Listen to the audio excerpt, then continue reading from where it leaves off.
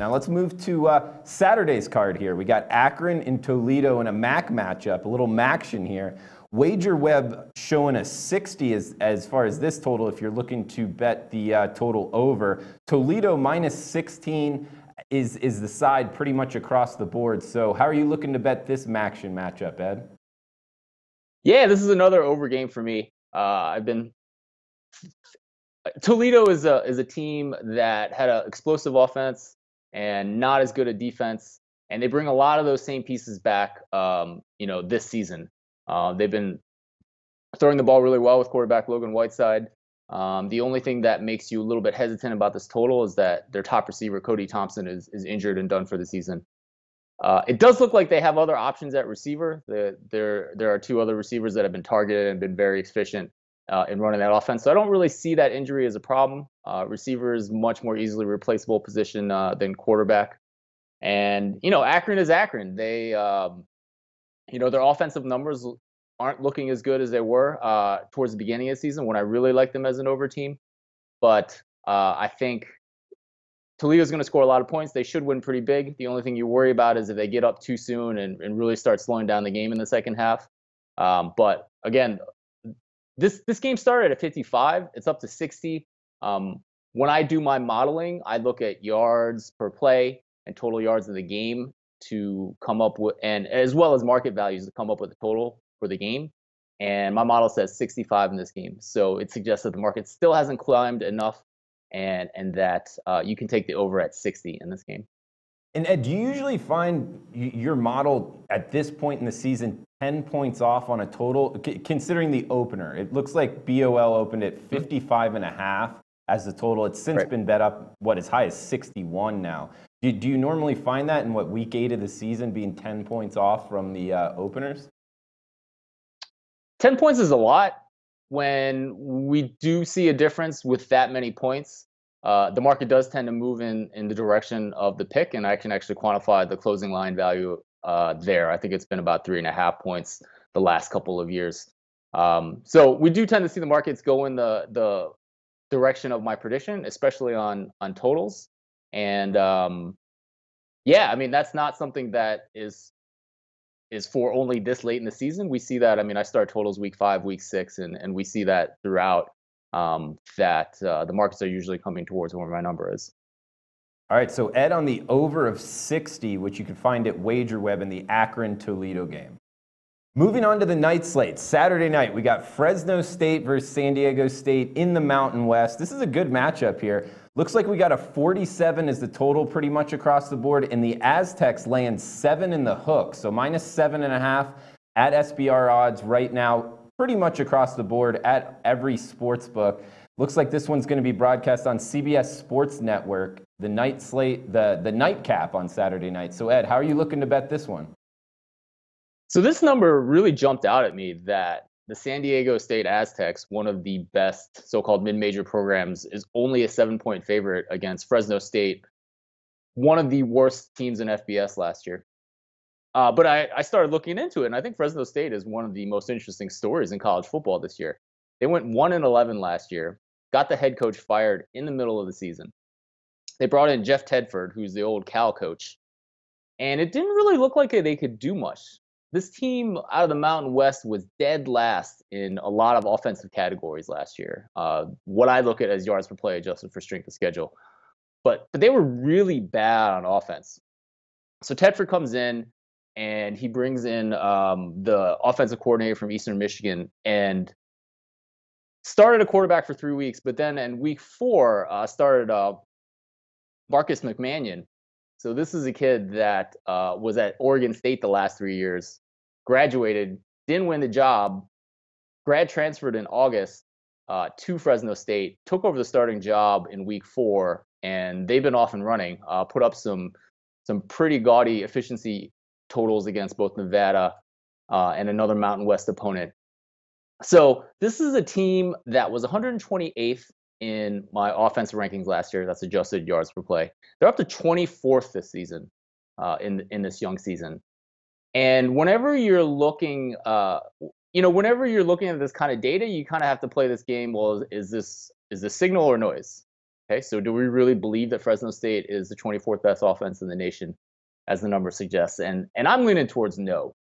I don't think this team has quite made that jump. I mean, they're certainly better than 128th that they were last year. I think it's a fascinating story. I'm really interested to see what McMahon can do with this team heading forward. But going down to San Diego, going to probably the best team in that conference, or one of the best teams out of the Power Five, I don't think 7.5 points is enough in this game. Yeah, no, I don't disagree with you. And the Aztecs minus 7.5, that's the way Ed's betting it. It's the nightcap on Saturday night. So it looks like we got San Diego State minus 7.5, the over in the Akron Toledo game, and also the Friday night game, Colorado State, New Mexico, over the total as well. So Ed, anything else college football wise that's, I guess, top of mind for you? Yeah, so I wanted to mention one other thing. So remember, Tedford brought in the offensive coordinator from EMU, from Eastern Michigan. Eastern Michigan has fallen off a cliff with their offense this year. They're awful. They're in like the 120s. So kind of suggests that the guy has made an impact there.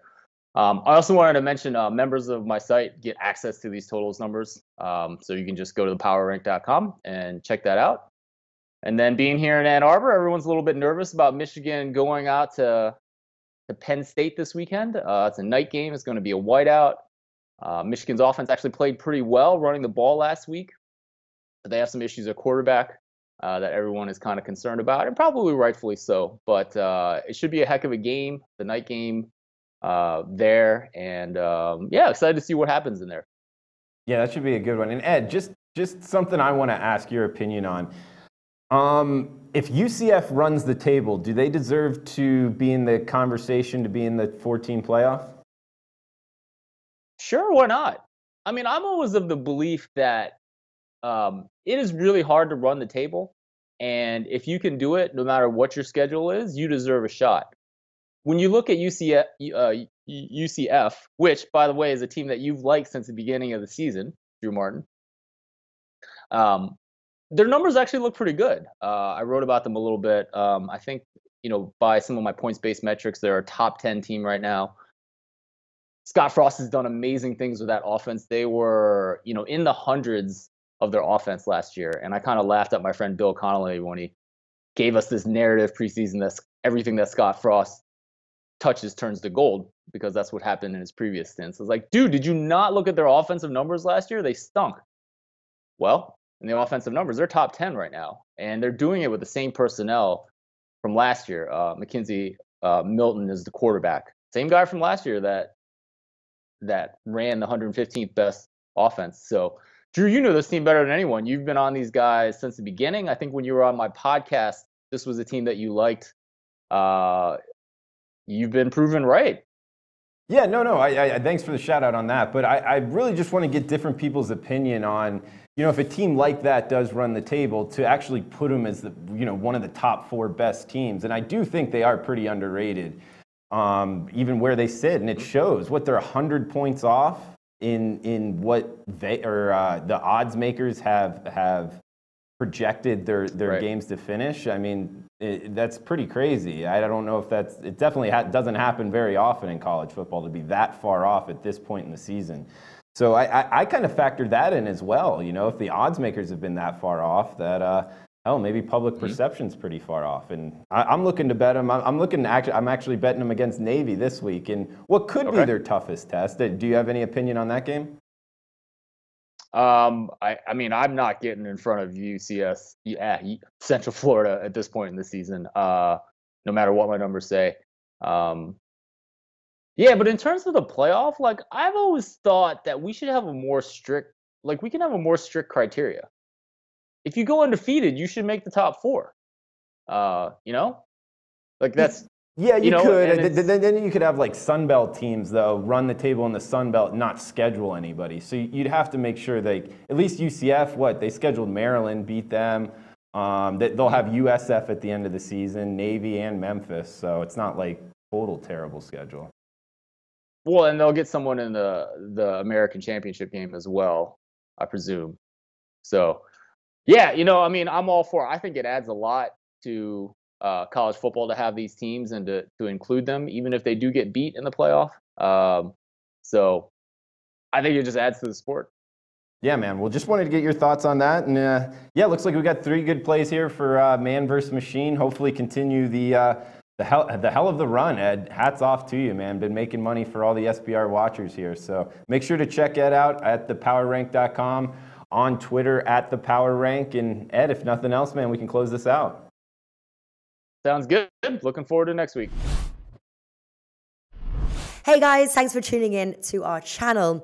Now, we've put a lot of work into producing all these free videos, so please help us out and keep all our content free for you forever by simply liking, sharing, commenting, and subscribing. Now, not to mention, a visit to our industry-leading website will warm the hearts of all our SBR employees, especially myself. Now, the links are over there to the left, so do check those out. Thanks for watching.